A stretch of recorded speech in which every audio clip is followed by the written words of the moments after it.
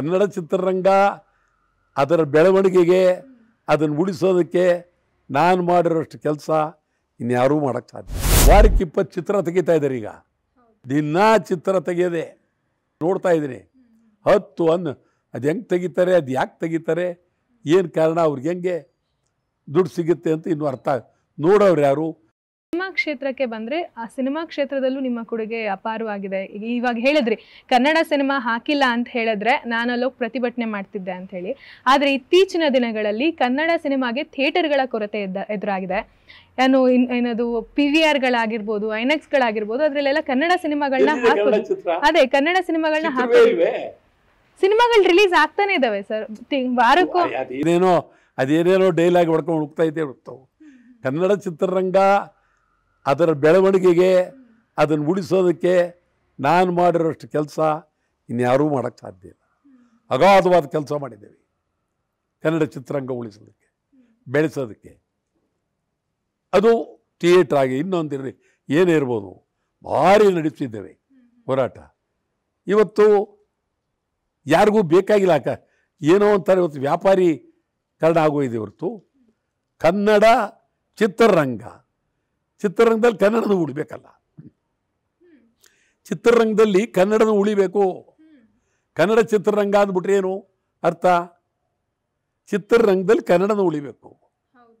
ನಿಮ್ಮ ಚಿತ್ರದ ತೆರಳು ಭಾವನೆ ಎಲ್ಲೋ ಒಂದು ಕಡೆ ಕನ್ನಡಿಗರ ಮನಸ್ಸಿನಲ್ಲಿ ಇದು ನಮ್ಮ ಭಾಷೆಯ ಚಿತ್ರ ಅನ್ನೋದು ತಲೆಯಲ್ಲಿ ಬರಬೇಕು.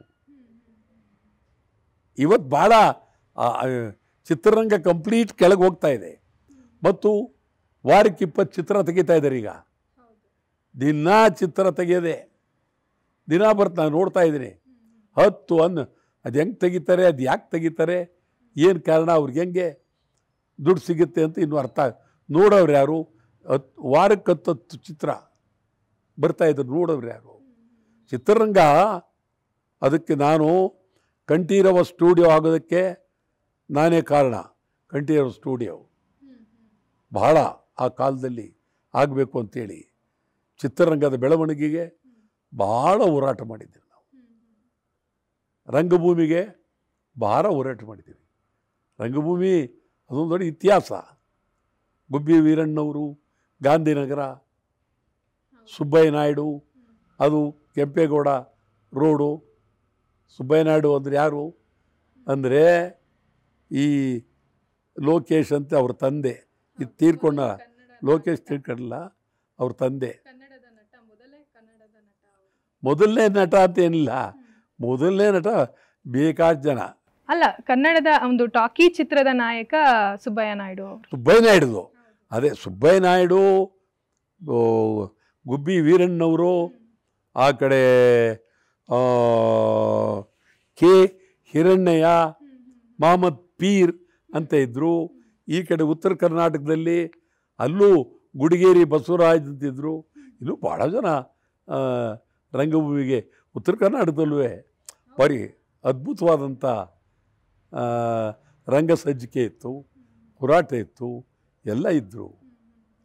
ಇವತ್ತು ನಾಟಕಗಳೇ ಇಲ್ಲ. ನಾಟಕಗಳಿಗೆ ಬೆಲೆ ನಿಲ್ದಂಗಾಗಿದೆ.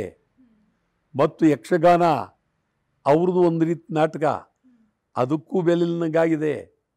ಸಿನಿಮಾಗಳು ಅವೇನೋ ಬಂದೋ ಅದೇನೋ ಬರ್ತವೆ, ಎಲ್ಲೋ ಬರ್ತವೆ ಹೋಗ್ತವೆ ಹಂಗಾಗಿದೆ. ನಮ್ಮ ಜನರ ಭಾವನೆಯೂ ಇವತ್ತು ಹದಗೆಡ್ತಾ ಇದೆ.